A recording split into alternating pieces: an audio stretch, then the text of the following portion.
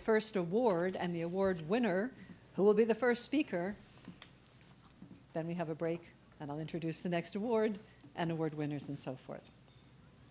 CTRL each year awards the Milton and Sonia Greenberg Scholarship of Teaching and Learning Award, which recognizes faculty who have made a significant contribution to analyses and applications of teaching practices or of curricular design.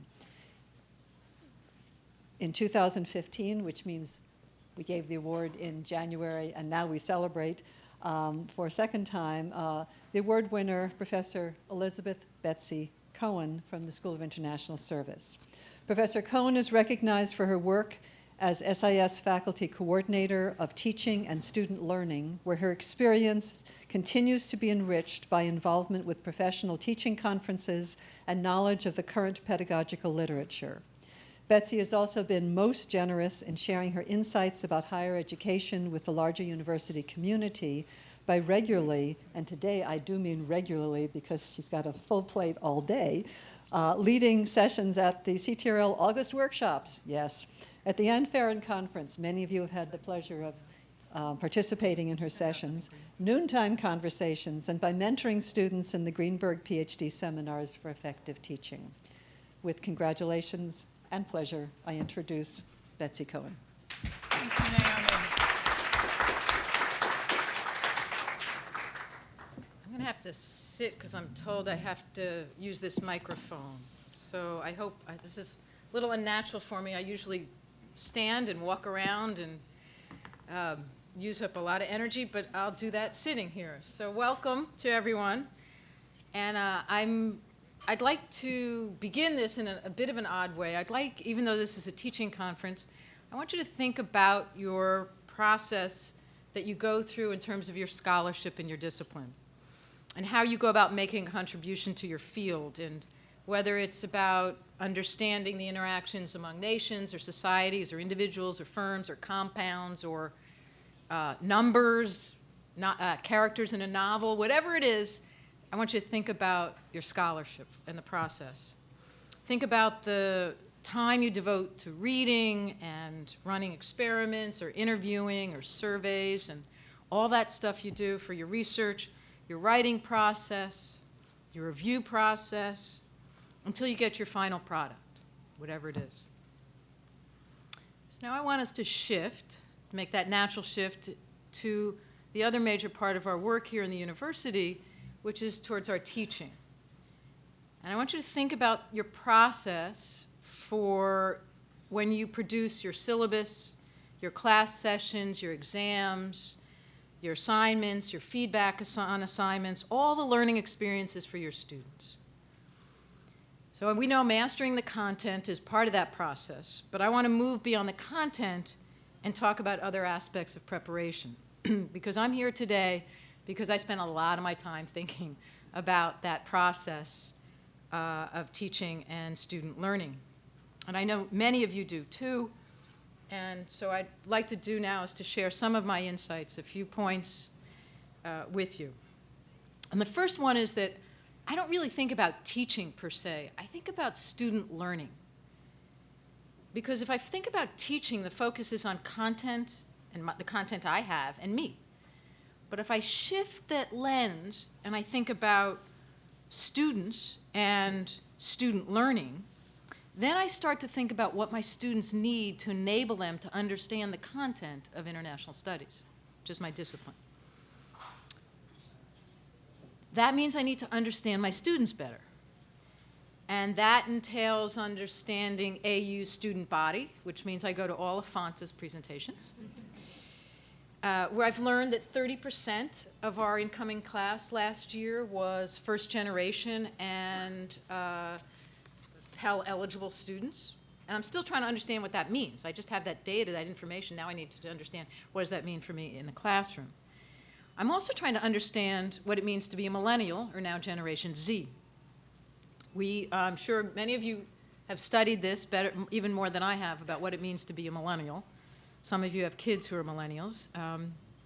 We know that they are tech-dependent. They're uber-driven. They feel entitled. They are optimistic and creative. They will work hard if it's important to them. They have a very low threshold for boredom because they can swipe and click their way to entertainment and endless amounts of information. And they're very used to multitasking. But as Sherry Turkle, who has shown us in a wonderful book called Reclaiming Conversation, she talks about how unitasking, which I love that term, is a much better process for learning, and that technology is really the tool. So that informs my policy on technology in the classroom, which we can discuss another time at great. That's a whole other topic of conversation. Being digital natives, they spend a lot of time online, okay? I can just whine about that they're not doing my reading, but I'm like, okay, that's where they are. What does it mean for our teaching?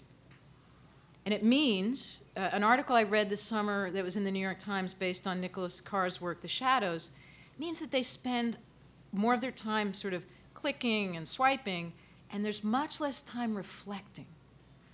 And what does that mean, that we spend less time reflecting? It means that we aren't even asking the same kinds of questions. It means we're asking questions that can be Googled. And that was like a light bulb moment for me. I know that in international studies, the kind of problems that we address, the answers can't be Googled, right? We're talking about war and peace and conflict.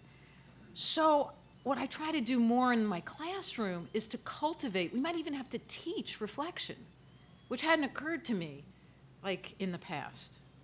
So one of the things I do when I ask my students to go deep, there are times in a heated conversation, or if I'm doing a lecture, and I do lecture, right? Some people think that, if you're teaching somehow that lecturing is some evil. I don't. I think it can be a great way to convey information at times. But I'll just say P2R, which means, it's a term I created. It's called pause to reflect. It's a takeoff for those who know the UN system on responsibility to protect, which is R2P. So this is P2R, or pause to reflect. And I'll just say write in your notebooks.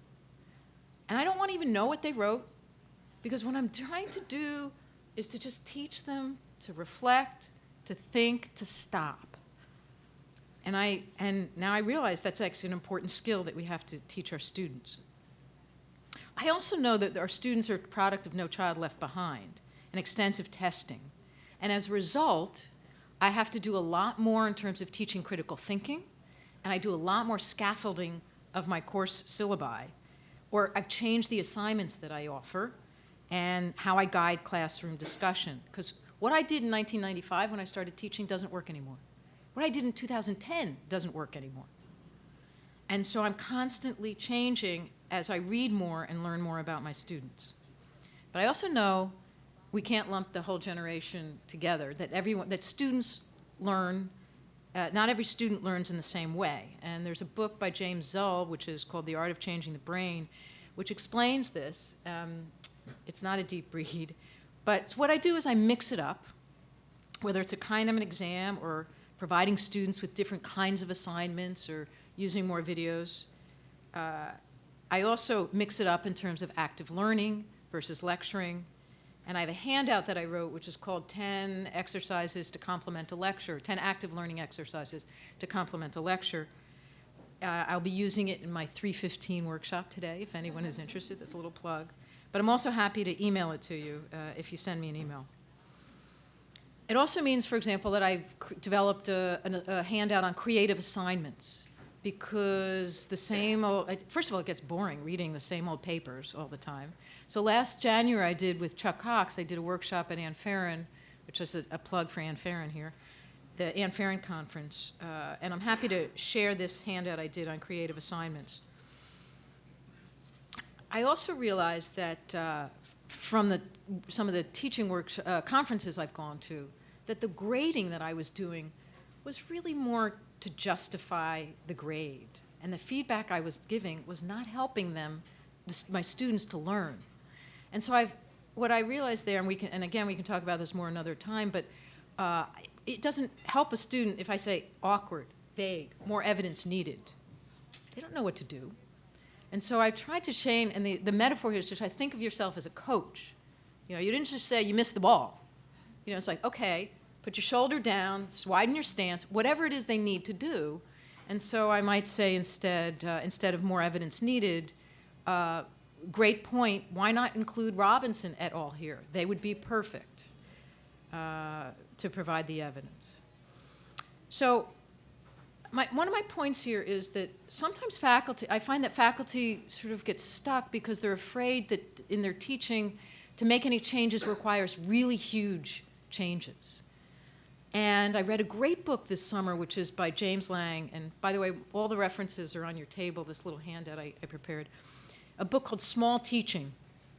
And it's based on the idea of small ball. In baseball, which is meaning you don't have to go for a home run every time, that you can just go for little things, and those little hits add up to a win. I really like Small Teaching. I actually have a copy of it with me if anyone wants to look at it after lunch, because it cites the science and the theory behind learning, as well as specific exercises that you can do in the classroom based on that. And Lang also has a fabulous blog in the Chronicle.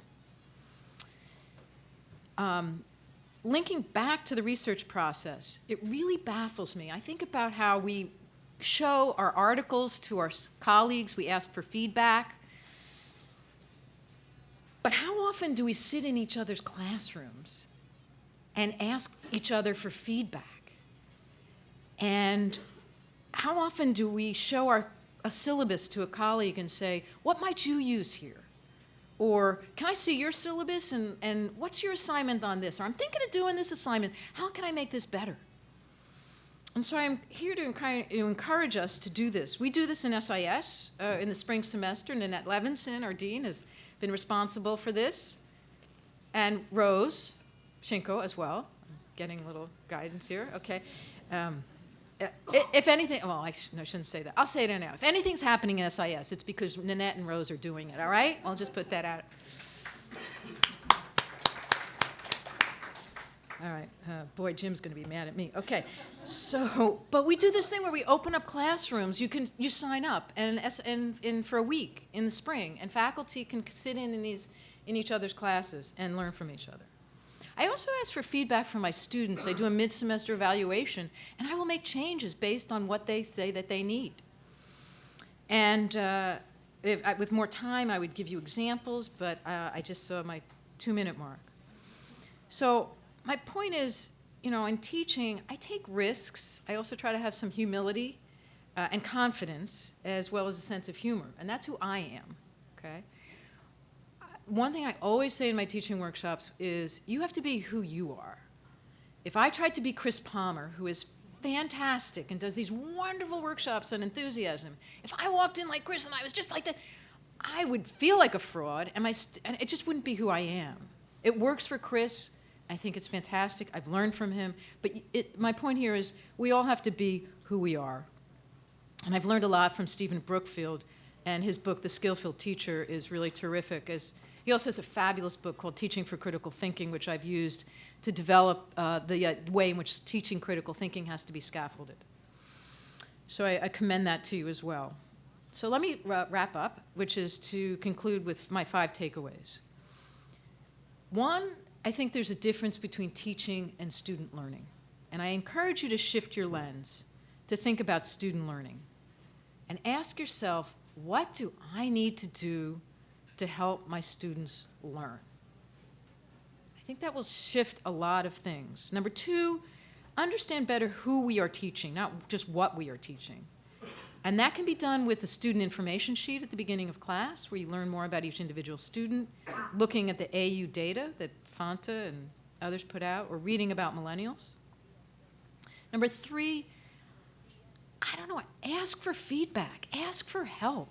I don't know why we don't talk to each other and share our notes, and what do you ask them, and what do you do this if you're teaching the same subject? It just baffles me. I think we've misinterpreted intellectual freedom in the classroom with some sort of wall that maybe the Mexicans built. I don't know. So number 4, which is, in addition to these conferences, I would encourage people to spend a little bit more time reading or educating ourselves, and some of us already do this, about teaching and student learning. In SIS, I created this model called the Teaching Cafe. I'm happy to share it with other units, and I don't have time to go into the details now. It's too complicated. I'm also part of a university-wide faculty staff study group on teaching, which I encourage. Maybe you want to do it with colleagues or put a call out university-wide to start another one. We started with Parker Palmer's The Courage to Teach, which is a great place to start. If you don't want to make that big a commitment, there's a fantastic blog which is called Faculty Focus. Google it, sign up for it. It appears in your email box. It's free. Mary Ellen Weimer is the editor, and she's superb.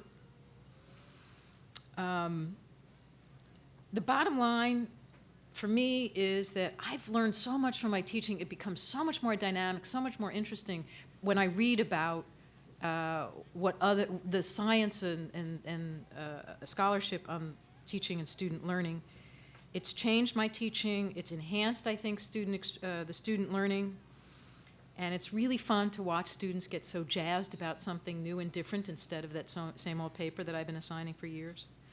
So I hope that I've inspired you a little bit to try one thing. That's what I always say in workshops, is just do one thing. If you can just put it in your notes right now, by the end of the day, the end of the week, I'm going to just do one thing.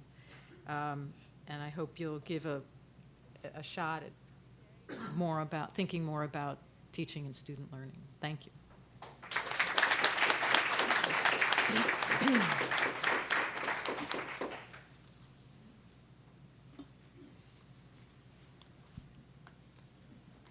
Thank you so much, Betsy. You continue to inspire, and she does have a workshop later today. CTRL gives yet more awards. CTRL's Jack Child Teaching with Technology Award honors faculty who've demonstrated creativity in using technology. And I see we're in different orders here. Okay, we're going to shift. So Jane, do you want to go next? I can. Good. Sure. You're sitting here. Good. Sorry, Scott. Flexibility is the secret to good teaching and learning. CTRL's Teaching with Research Award, yes, rebooting here, recognizes faculty who creatively, but we believe in creativity, incorporate original student research activities into course experience. In 2016, the award was split between two faculty members, Professor Kimberly Cower-Miles from the Department of Government and the School of Public Affairs, and Professor Jane Palmer from the Department of Public Administration and Policy, also in SPA. Professor Cower-Miles is unable to join us today, but she's recognized for her work supporting undergraduate student research. Professor Palmer, luckily, is joining us today, and she's recognized for efforts as director of the Community-Based Research Scholars Program to incorporate original student research into the first year of the program and beyond. Students learn about and utilize qualitative and quantitative research methods, survey implementation, research ethics, data collection, and data analysis to address pressing social problems. Several of Professor Palmer's students have presented their findings at regional conferences, building their membership in the research community. Jane, with pleasure, and there you are. Naomi, can you all hear me okay? So yes, as mentioned, my name is Jane Palmer, and I am in the School of Public Affairs. I have been in the Department of Public Administration and Policy, and am the director of the Community-Based Research Scholars Program. I don't know how many of you are familiar with the program, so I'll tell you a little bit more about it. But first, I'm going to tell you a little bit of my background, not to give you my resume for any reason, but just to put my work in some context. I actually was a social worker and nonprofit manager for 10 years, so doing work with community-based organizations is sort of in my blood, and when I became a professor, I couldn't imagine not reaching out to local nonprofits and somehow figuring out a way to increase that community-university connection. So I came here as a doctoral student in 2009, and then came on at full-time faculty in 2013. And I primarily teach graduate level research methods classes, and I tell my students this the first day, the freshmen students in my community-based research scholars program. I usually teach graduate students, so I have high expectations, but I also recognize that you're a first year, right? But they're like, oh dear. But then I'm able to adjust a little bit, but I actually don't adjust that much. And they rise to that standard. I don't know what that says about my graduate level classes, but they get a lot out of it, regardless. And then I also have some social policy classes related to child and family policy and gender violence. And I only mention that because all of these things really help me when I reach out to community-based organizations, kind of have some legitimacy with them. But I also want to say that you too can do this. Like, I don't want you to say, oh, well, she's a social worker. She can do that. But I think any of us can do this. You just figure out what your sort of entry point is, and you have one. So community-based research scholars is one of these new programs. I know there's a lot popping up, it seems, every year. This is a living learning community that was created in 2014. Actually, a board of trustee member, who's then the president of the board of trustees, and Jeff Sine, who's an alum, had gone to Duke and saw something Duke was doing related to community engagement and was like, we can do that better. So he gave a donation to start this program and some other community-based learning activities. So the idea behind the program is to partner with community agencies to do research, service and research. And it's for first-year students that are hand-selected by admissions. They have to be merit scholarship, they have to be receiving a merit scholarship. And they also, in their application, there's no box to check, like I want to be in CBRS, but in their application, they have to demonstrate that they have a passion for the community service. Like, they did service learning in high school, but not because it was required, right? Like, the student that was doing it because they really wanted to be in the community, and some passion around social justice or just making a difference in the world. So we're a small program. We're going into our third year. Starting with the new cohort, we'll have a total of 110 students. That's over 3 years, so it's an average about 36 each year. So as I mentioned, there's both community-based learning, service learning, and community-based research. They volunteer for 20 hours a semester in a local nonprofit. And that's really important. And it's important that it's a mutually beneficial relationship with the nonprofit. That's a different session for a different time. But I wanted, before we're out doing research, right, I wanted them to, like, tutor a kid and find out, learn a little bit about the context of DC. Many of them aren't from the area. And we cover a lot of content. The focus of the program, I feel like I'm talking really quickly. I apologize. I had more coffee than usual this morning. The focus of the program is issues affecting DC residents. But that's really broad, right? And guess what? Traditionally 40% of CBRS students are SIS majors or intended SIS majors. And they're like, well, what does this mean for, they don't talk like that, I'm being facetious. How could this apply to my studies in SIS? And I say, the issues affecting the residents of DC affect people globally. Poverty, hunger, gentrification, right? Or some version of it, right? And so I make that connection. And so in the fall, we just have a 1-credit lab, and I do a lot of diversity and inclusion stuff so that when they're going out into the community, they're not being total jerks, right? We hope. I do a lot of social science research fundamentals and what community-based research is, how that's different from maybe some other research they might be learning in other classes. In that fall class, they partner with a local nonprofit to consult with them about a research need that nonprofit has, and they design a research project with what they're learning about research methods in my class. And this is the least mutually beneficial part of our relationships with community because the students are learning, right? They can't promise they're going to implement this research project. They're just learning how to design a research project and what goes into it. But we've created a couple pipelines for those designs from the fall to become actual research projects. They could become a spring research project, which I just mentioned, or we have students that do the certificate. By the way, a plug, we have an undergraduate certificate in community-based research that has also come out of this program that's open to any student.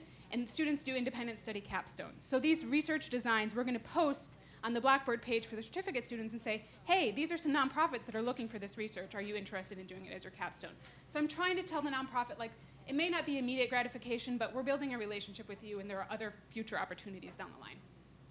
I also have colleagues in Department of Public Administration and Policy that do graduate-level nonprofit classes, and they often have a nonprofit community involvement, so sometimes I connect them with them as well.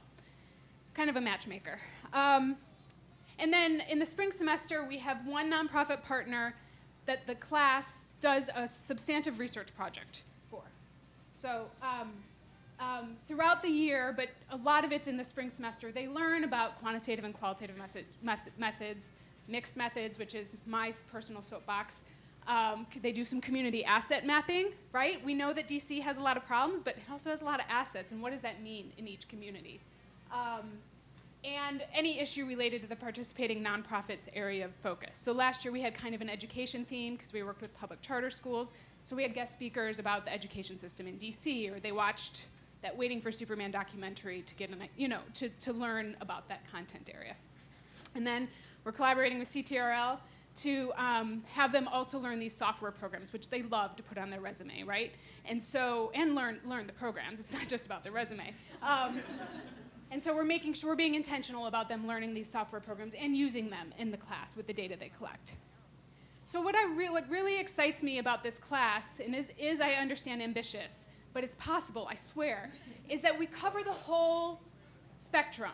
We learn how to design research. We go out and collect research. They are interviewing, they're doing focus groups, they're doing surveys, and then they learn, very briefly, how to analyze it. And they learn enough analysis, and sometimes it's just descriptives, it depends on what we're doing, that they do a presentation to the nonprofit partner at the end of the semester and share the results. And then sometimes, depending on the scope of the project, I'll have a couple students, they'll get like a research assistantship to kind of finish a more comprehensive final report, the students that are really interested in it. But the nonprofit gets something at the end of the semester. And so I just want to tell you briefly about some of our past projects to make it more concrete. In the first year, we were going to have 40 students, and the rule is, that's one of the rules from the donation, don't ask me why, sorry, Provost, but is to have one nonprofit partner. And I was like, 40 students, one nonprofit partner. I was an executive director of a nonprofit. We had like 5 staff, right? And I couldn't imagine 40 students being like, hi, we're here to help.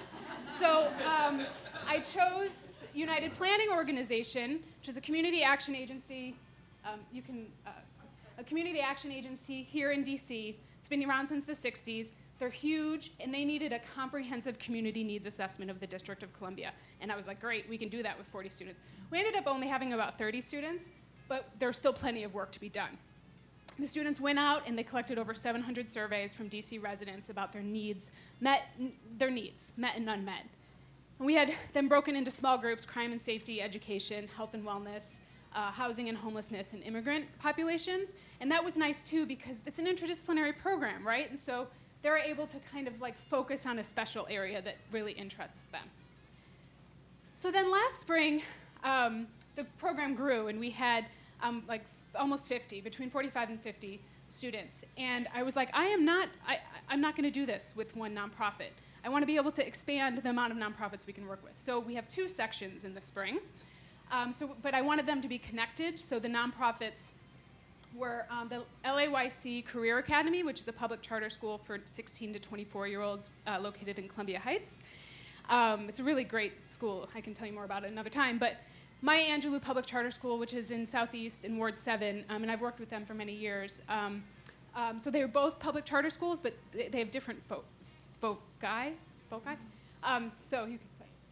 This project, the administrators at the school were like, how do we prevent dropout, right? We offer these free services. They offer medical assistant certification, and they offer IT certification at a public charter school, but they still have a problem with attrition. And so the students, so that was the focus of that project. And then the Maya Angelou project, they have this awesome residential program where students are there 5 days a week. So they go home on the weekends, but during those 5 days, they stay in a house with other students. They have homework time, they have homework help, and they can have a kind of quiet place to study that they may not have at home. And they wanted us to evaluate the impact of that program. And so for both projects, they did surveys, focus groups, and interviews with current students, alumni, or students who had dropped out for the first program, and staff to try and like bring all those info sources together to kind of be able to answer the research questions. And so I think there's a lot of ways that this kind of experiential research class really benefits both the students and the community. So students are understanding the research process from soup to nuts. I had to Google where that came from. I never understood that term. But now that I know, I feel I can use it confidently. And they get the mixed methods introduction, and then it really has led to research assistantships, fellowships, internships, conference presentations. And then we have the certificate. So then the certificate, they do this class project, research project. But then if they decide to do the certificate, they get to apply what they learned in an independent study capstone. And whether or not you're in CBRS or a student that enrolled in the certificate separate from CBRS, you all have to take this spring community-based research class to get that experience as a class. And then for the community, I know when I was an executive director, I was just making stuff up, right? Like, I was like, yeah, we're having an impact funder. Like, can't you tell we're having an impact? And I didn't have the data I needed. So we can help them with grant funding, with reporting to their funders, with evaluating their program, figuring out what tweaks they might want to make. And then these partnerships lead to future partnerships. So I work closely with Marcy Campos in the Center for Community Engagement and Service, and I'm like, this partner needs somebody to volunteer to do X. And she's like, great, well, I'll send it out, right? So it leads to other students getting involved. Or if I have a bad experience with a partner, I can be like, maybe we don't want to work with them. This is why, or something. You know, I haven't had too many bad experiences. But it's good to find other ways that we can continue to work with these community partners. And so that's it, I guess. I'm happy to answer any questions or meet with you if you're considering doing something similar. I have a quote up there from a student about the LAYC Career Academy, and then my contact information. Thank you.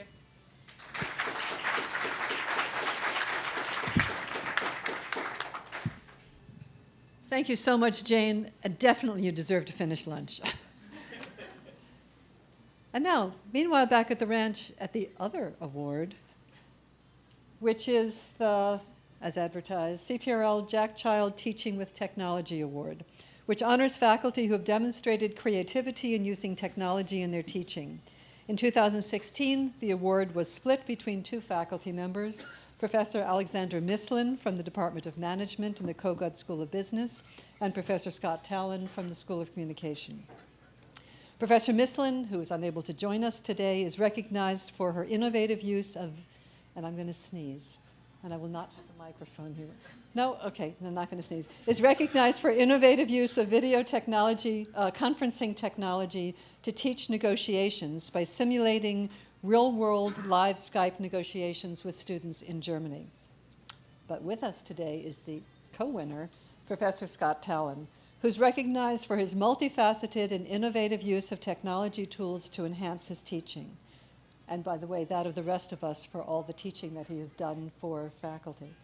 These include online discussion blogs, mobile polling technology for live feedback, the use of recorded audio feedback, and the use of social media to leverage student learning and engagement. Scott. Thanks. So kudos to everyone here for caring enough to come out on a summer day and trying to improve. I am a huge fan of CTRL and their sessions. I wish you guys kept track of all the sessions to see if I'm in the top 10 session attendee or something like that. But I recall 2010, hearing about this entree program for new teachers. I went to every one of those things, including the one that had wine in the library, which was wonderful.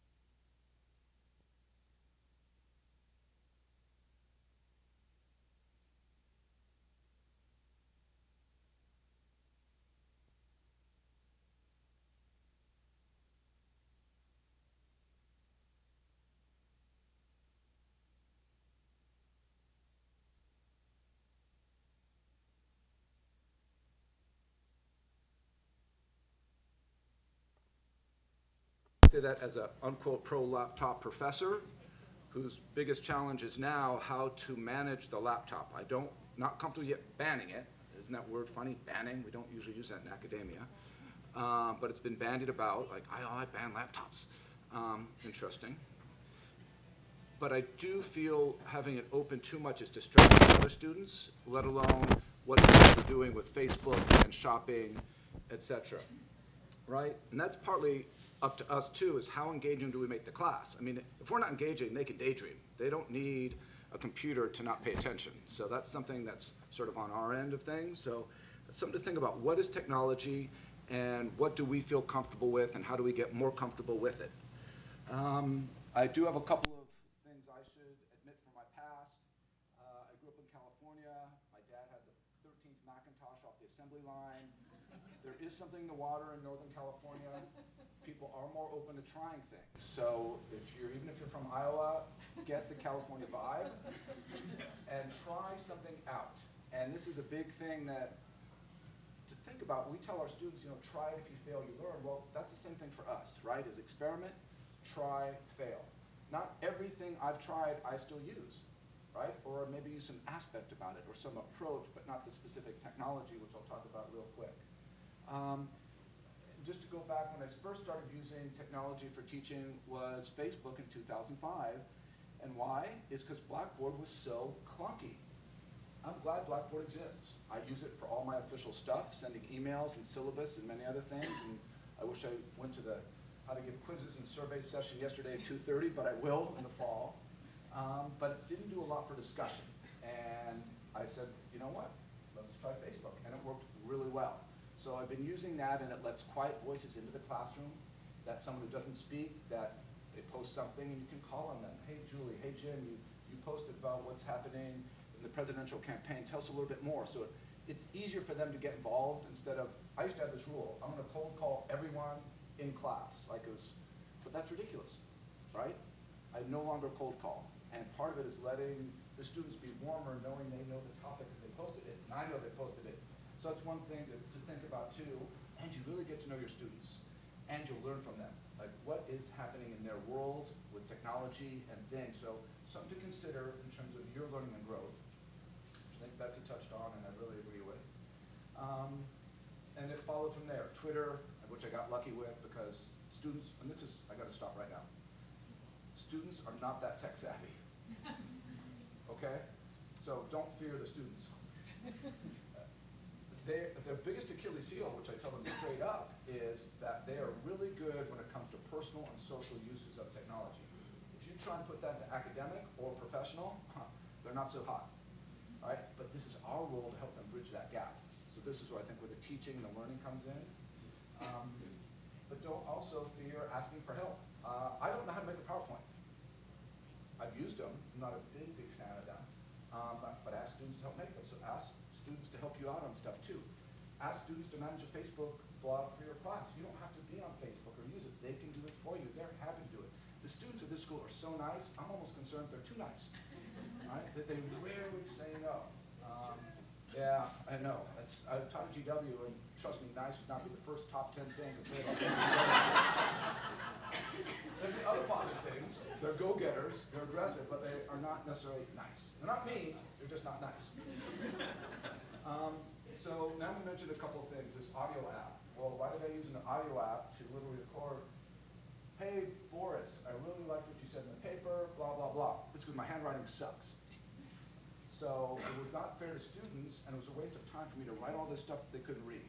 So I started recording it. It also proved to be very intimate and personal for them to listen to their professor. All right, so that's something that I tried that I like, and I don't do it in every class. I sort of pick and choose, maybe in an upper division class with 20 students to do that type of thing. Poll Everywhere, which was something I found out about in the CTRL session, was super cool. Well, instead of a clicker, raise your hand if you've used or heard of Poll Everywhere. That's awesome. You're doing your job in CTRL. Look at this. I really like it.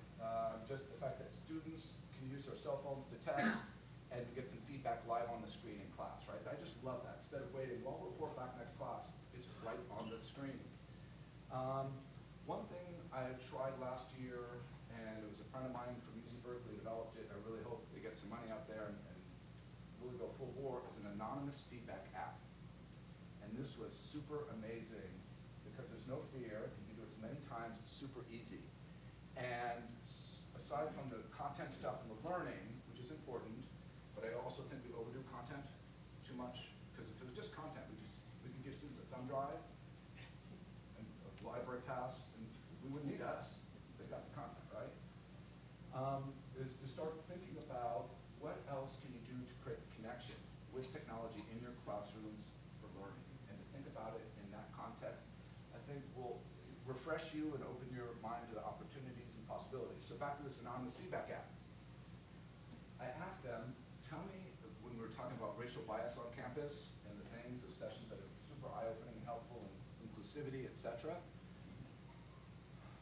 I was going to say impolitic joke, but even with Trump in existence, I'm not going to say an impolitic joke, so I'll just continue on. I found out, here's my biases. I was really concerned there was going to be something racial or gender. I'm biased towards California, which sounds small, except if you come from Nebraska. It's just not as cool, right? And there were students from California that it was we had the repartee because we had the commonality, so I have to stop that.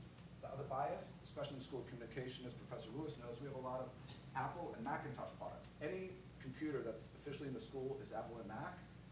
Not every student can afford that, right? So I have to dim down my enthusiasm. So this was wonderful things to hear about the perceived biases, and this anonymous app really let me do this. So that's something to think about. It doesn't have to be, you can use an index card, another piece of technology. I also do that for feedback mid-semester. On one side, put the one thing you like that you don't want to change, and the back side, one thing you want to change while we can. So this is also another piece of technology, getting that feedback and being open to get some of the stuff that might be scary about your teaching and you. Anna, how much time do I have? So I have a keychain with a TV set. If you squeeze it, it turns on and it shows static, which is a perfect metaphor for media and communication today. I got it in Seoul, Korea, right near university. When I went to the dean's office, they had dozens of boxes of drones, which was a communications team. And then the other part of the keychain, Betsy, is Black Mountain College, which you may have heard about as a college that's now closed, but is super creative and artistic and very open and fluid. And to me, those types of things where you learn from history, even from a university that's closed, that doesn't mean failure, it means closed. And a university that has drones, which I hope we don't. But what are the things that you can keep open to and learn and pull in your own classroom? So, thank you so much.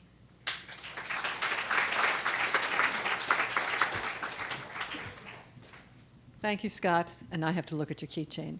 We have a few minutes for questions for any of our panelists, maybe if they'd come up or stand or whatever you feel like doing, but be visible in this domain, and we'll take questions. Lindsay. When's the next session start? 1:30. Okay. Oh, so everyone knows we're going to close definitely by 1:15. We'll have a 15-minute break before the next sessions begin at 1:30. So Scott, my question is for you.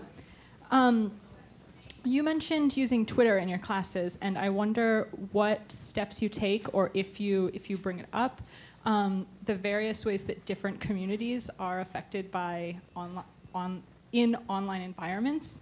Particularly, like Twitter is pretty bad for women, particularly women of color. There's a lot of abuse in Twitter, particularly, but it's not limited to Twitter, of course. All right, but so it's interesting with Twitter. I don't care if you teach biology or plants. There's something on Twitter that connect to learning and your class, and there's a whole world in there about what's it like to live as an African American today, before Black Lives Matter, that are very positive and enriching. And so this is something that our students have to navigate, and I have a lot of concerns with social media on many fronts, which might be ironic for some people to hear, but I do, with attention, with bullying, with all sorts of things, especially with anonymous stuff. But on Twitter, I think on the positive side, there's ways to help them learn to navigate these things, and with hashtags, find communities that are super surprising that connect to any of our classrooms and teaching. And happy to talk to you more afterwards. Hi, this is for Jane. So was really impressed with your presentation, and the question I have is, so if you were to go out and try to measure an impact of, say, a nonprofit, say in DC, it seems like you'd have to really understand that organization well to be able to figure out who to talk to and who to go to for information about that organization. And I'm curious, given the amount of time you have, how you go about getting that information to really be able to be effective in terms of Yeah, how do you pull this off? you know, effectively measuring the impact of the organization.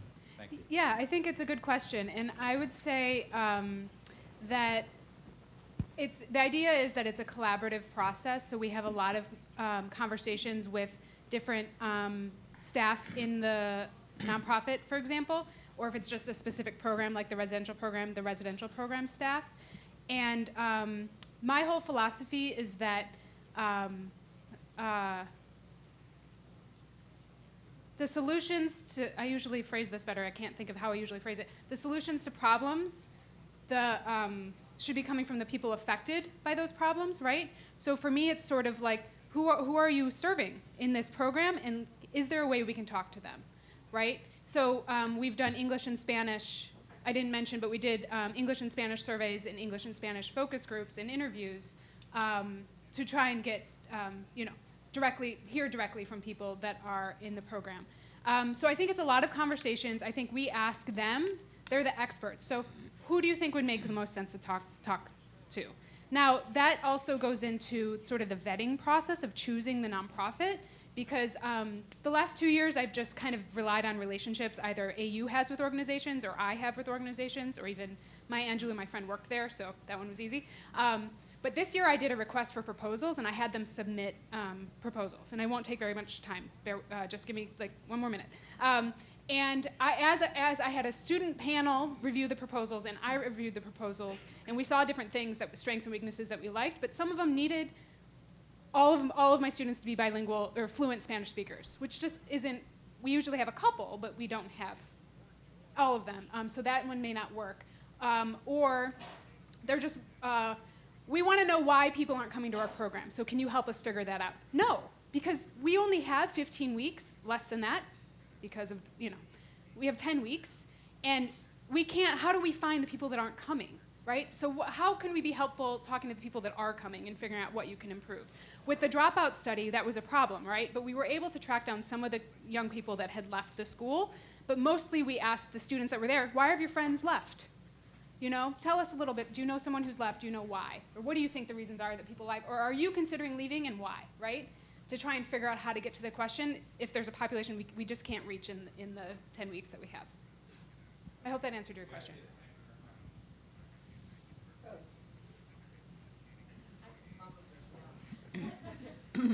Betsy, question for you.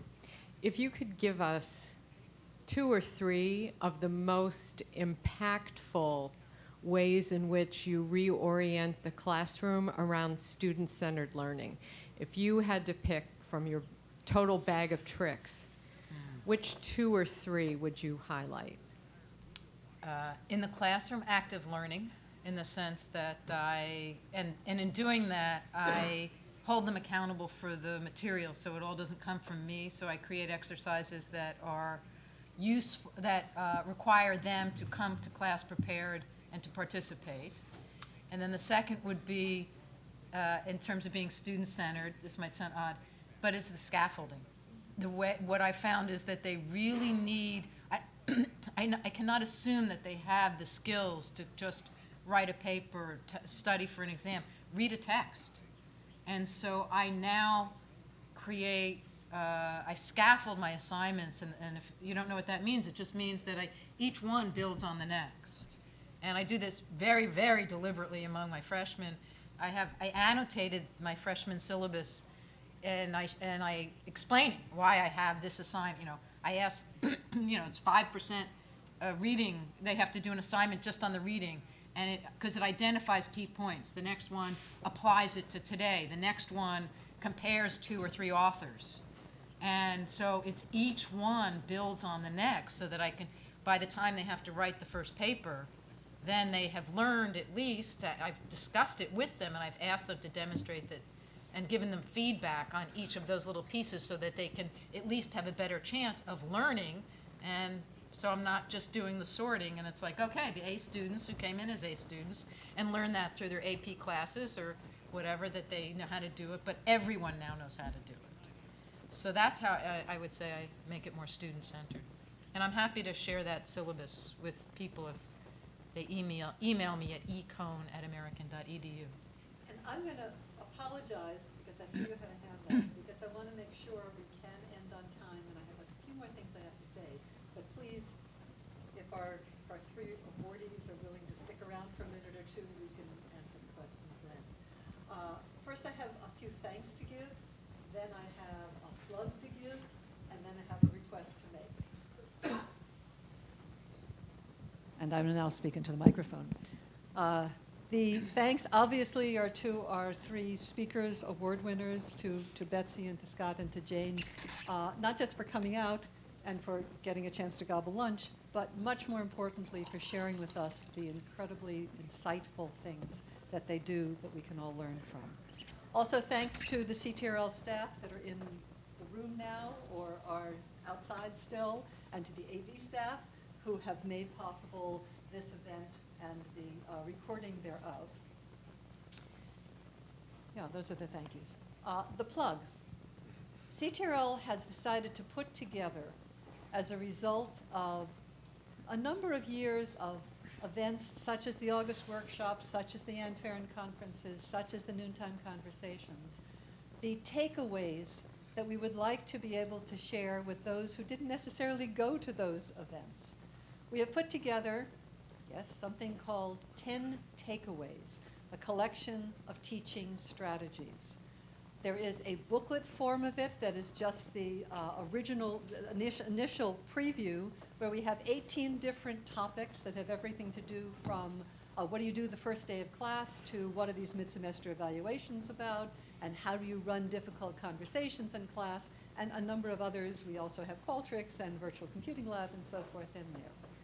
Much more important to everybody here is what's behind the paper version that I know you do not have because it's still sort of in template form, the online version, which is being built out in the WordPress protected site we have called EdSpace that CTRL has put together. And I'm going to look at Laura March and thank her for getting us into EdSpace and to keeping us alive in EdSpace, and to Lindsay Murphy, who is now, along with Geneva Dampera, building out the online version of that site, which we hope will be up and running within a week or so.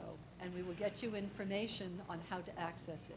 And what it encapsulates is an awful lot of the things that have been so rich from our discussion so far. It's Marilyn Goldhammer, who has been responsible for coordinating and writing an incredible number of the pieces. Betsy's next on my list. Betsy is credited directly as Infanta for the source of a lot of the ideas that are represented there, and various other people as well, including some of the other people sitting here. So that's our way of saying, how do we put together for the larger community, and that includes people outside of AU as well. Can people outside of AU get access to EdSpace?